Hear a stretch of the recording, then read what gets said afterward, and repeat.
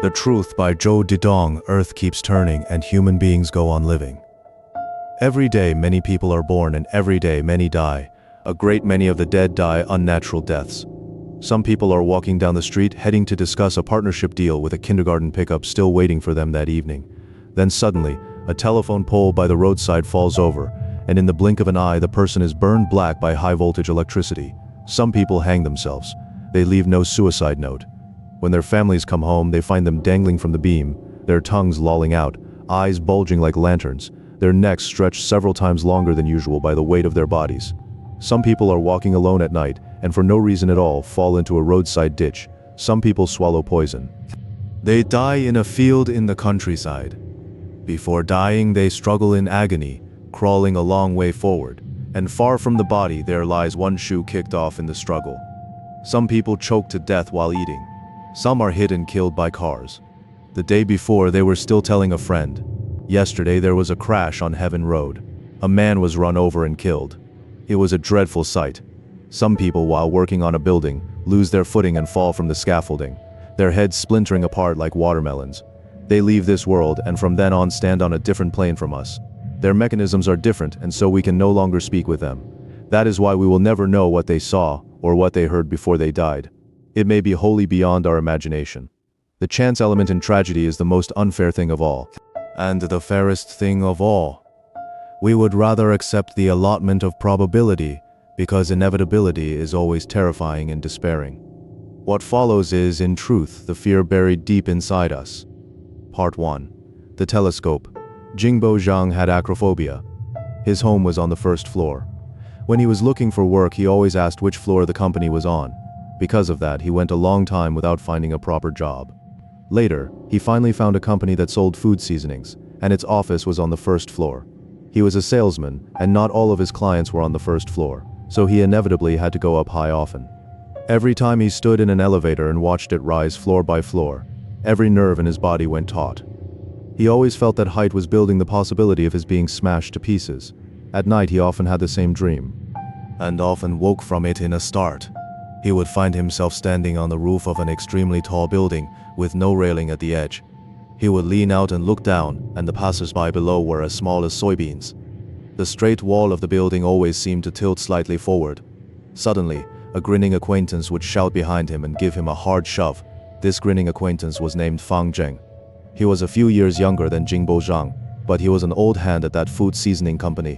When Jingbo Zhang first joined, the company had no dealer network, and he had to run around to restaurants and shops at the ends of the market every day until his bones felt like they had fallen apart. Back then, Fang Zheng helped him a great deal. He even passed on quite a few connections he had spent years building. Jingbo Zhang and Fang Zheng went to the stadium to watch football, and Fang Zheng brought binoculars. He said they were Russian military surplus. That match produced only one goal, and at just that moment Jingbo Zhang happened to be holding the binoculars, clearly witnessing the electrifying moment. Jingbo Zhang liked to have fun. After they came out of the stadium, he said to Fang Zheng, "Lend me your binoculars for a few days." Fang Zheng said, "Don't you have acrophobia? Stand on the 18th floor and look down through them. The people on the ground will look like they're right under your feet. Then you won't be scared. That would be even more terrifying." Jingbo Zhang lived with his parents and younger sister. At the moment, his parents had gone back to their hometown in Hebei. His sister was in college and living on campus. On Sunday morning, Jingbo Zhang went out for breakfast, and only when he got home did he realize he had left his keys inside the house. At first, he wanted to call a professional locksmith, but then he suddenly remembered that the window facing the little courtyard seemed to be open, so he thought he'd climb the wall and take a look. The courtyard wall was only 6 feet high, yet he had to struggle hard just to get atop it. Once he reached the top, both his legs began to shake uncontrollably. The window was closed. He slowly turned around, wanting to jump down. But after trying several times, he couldn't bring himself to do it. He crouched there trembling, gathering his courage. Right then, several people gathered below the wall, all looking up at him. Apart from one woman in red, the others were men in black. They had their mouths open, motionless, as if they were more nervous than he was. Jingbo Zhang closed his eyes and thought to himself, "Today I absolutely cannot embarrass myself in front of the neighbors. I have to jump down and I have to make it look cool." Suddenly, he heard someone call him. He opened his eyes and saw that his sister had also come over to those neighbors looking up at him. "Brother, what are you doing?" "I locked the keys in the house. You scared me half to death." From far away I thought you were a thief." Then she beckoned him. "Come down. You brought your keys?" "I did." "Good. Then all of you step back a little. I'm jumping. Be careful." "No problem." After saying that, Jingbo Zhang closed his eyes, gritted his teeth, and jumped down. He dropped straight down with a thud. The neighbors below screamed and scattered in all directions.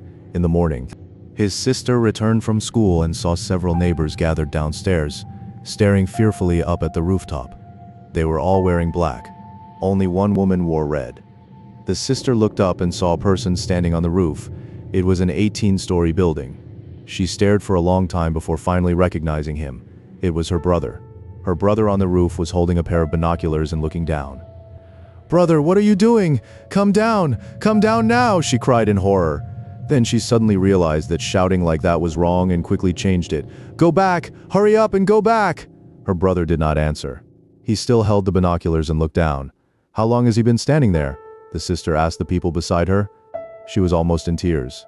One man said, "I was the first to see him. Maybe 3 minutes now? Did you?" "Did you call the police?" "We did. The police will be here soon." The sister kept looking up. "Brother, it's too dangerous. Please hurry back." It was too late. Jingbo Zhang pitched headfirst from that high rooftop, and everyone screamed and fled. With a loud crash, Jingbo Zhang smashed onto the ground, kicking up a cloud of dust. His body lay only a few steps away from his stunned sister. Part 2. Home Zhang Bojing's business had become huge. Real estate projects he developed could be found all over the city. Not long ago, at a tea lounge, he met a girl who played the guzheng. After they had known each other for a while, he became deeply captivated by her. He kept trying to bring her into his company, but she did not want to go. She said she only wanted to play music. This girl was not shallow. More than that, she was sincere with him. She told him everything, her past, her emotional history, her dreams, but she simply would not say where she lived. Zhang Bojing asked her several times, "Where is your home?" She would only smile and shake her head. One day he invited her out to have some fun. At first he planned to go to resorts and places like that around the outskirts of the city, but the girl said those places try to imitate nature, but they're really fake, they're tacky. "Why don't we go out into the wild instead?" Zhang Bojing thought it was a very good suggestion, at least as proof of her trust in him. So he drove her out of the city and into the mountains. He was driving a 4-wheel drive SUV packed with fishing gear, food, and even a simple tent. They went into the mountains and came upon a lake. The sky was high and blue. The lake spread wide and open, sky and water blending into one, with water birds wheeling up and down. The grass along the shore was lush, and no human tracks marred the place. Zhang Bojing liked it there. "Let's go swimming," he said. I'm not very good at it." "No problem. I've got you. I even won a swimming championship back in college." The girl changed into a swimsuit. It was bright red, and against the green plants of the wild and the blue water of the lake, it stood out sharply. They went into the water. Her swimming was far better than he had expected. She kept swimming ahead, and in no time she was far out. At last she stopped and waved to him. He swam over too. After catching up with her, Zhang Bojing wiped the water from his face, and treading water said, "You're a strong swimmer. I grew up by the water. Your home is in the south?" Again, she smiled and shook her head, soaked through. She looked even lovelier in the blue lake. Suddenly she ducked under and vanished. Zhang Bojing smiled and waited for her to pop up somewhere. After a long time, she still didn't surface. Zhang Bojing began to panic. He dove under in a single stroke, opened his eyes beneath the water, and searched for her shadow. But he didn't see her. He came back up and kept waiting. Another long while passed, and still she did not show her head. The sky and water were hushed. He was starting to get afraid. Then with a thunderous splash, someone burst up from the water. It was her. "Why were you under there for so long?" he asked in astonishment. She looked at him and suddenly said, "Haven't you been asking me where my home is? I'll tell you. My home is at the bottom of this water. Want to go down there with me and take a look?" Zhang Bojing suddenly felt that something about her was off, and he stared at her, at a loss for words. Then she plunged under again. At once a pair of hands clamped onto Zhang Bojing's ankles with enormous force and yanked him downward. He kept sinking lower and lower. The blue of the lake deepened and deepened until it became a dense blackness. In fact, the girl had been waiting for him all along in the shallow water. She wasn't a good swimmer and had never dared go far from shore. She saw Zhang Bojing swimming farther and farther away, his head getting smaller and smaller, and she grew frightened, calling to him loudly. But he seemed not to hear. Zhang Bojing never came back. Part 3. Turning back. Zhang Jingbo was walking down an unfamiliar street. It was noon and the weather was hot. There was no one in sight on the street, not even the people selling cold drinks. They had all taken refuge in their homes. The plane trees along the roadside had thick leaves, and the cicadas cried from all directions, endlessly, as if they were urging something on. Zhang Jingbo had come to sign an order with a company. He had arrived by bus and had just gotten off, and now he was looking for the building number. A high-rise was under construction nearby, and on the fence there was a line of big red characters. "We apologize for the inconvenience caused by construction." The workers seemed to be on their lunch break. Zhang Jingbo didn't hear machinery running or any human voices. It was quiet. He could hear only his own footsteps and the sound of cars in the distance. Nothing else concerned him. He was looking for that company.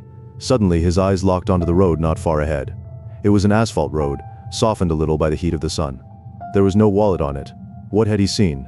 He saw a round black hole with no barricades set around it. From the black hole a filthy head appeared, and then a hand reached out and waved to Zhang Jingbo, signaling him to come down. Then the head shrank back and vanished. Zhang Jingbo walked over and stopped in front of the hole. It was a manhole. He peered inside. It was black as pitch, and he couldn't see the bottom. He thought the man should be a worker clearing the sewer, but where had he gone? Just then, something slammed into his head, and everything went black. He swayed, and dazed, opened his eyes and looked up. The sky was blue. That cold building stood high above him, its walls rough concrete, not yet painted. The doors and windows were all open. Red liquid was running down in front of his eyes. He knew he had been hurt, so he pressed his hand against the pain in his head and hurried onward, looking for the nearest hospital to get bandaged up. After his head suffered the blow, his body grew light as air, and even his hearing failed. He could not hear anything around him, including his own footsteps. He moved through a silent world. At last he reached an intersection where there were more cars and pedestrians. He saw a tiny clinic diagonally across the street, and still dazed walked toward it. A gray-haired woman in a white coat was the doctor on duty. There were no other patients. She was tidying the drawers. Her face was deeply wrinkled. She was certainly past 60. Zhang Jingbo stood before her and said, "Doctor." She paid him no mind and kept on tidying the drawers. "Doctor, I'm hurt." She suddenly called into the inner room.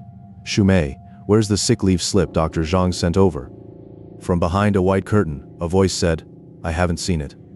We have too many hands and too much clutter here. I've told you 1,000 times you need to keep your eyes open." The old woman stood up in anger and walked toward the inner room while speaking. Zhang Jingbo had no time to dodge, and she actually walked right through him. Zhang Jingbo's mind went blank. He hadn't blocked that old woman at all. She passed through his body like a shadow, lifted the curtain, and went into the inner room. She wasn't a person. What about the Shumei in the inner room? Was she not a person either? Zhang Jingbo stood there stupidly, not knowing whether he should run. Soon the old woman muttered her way back out.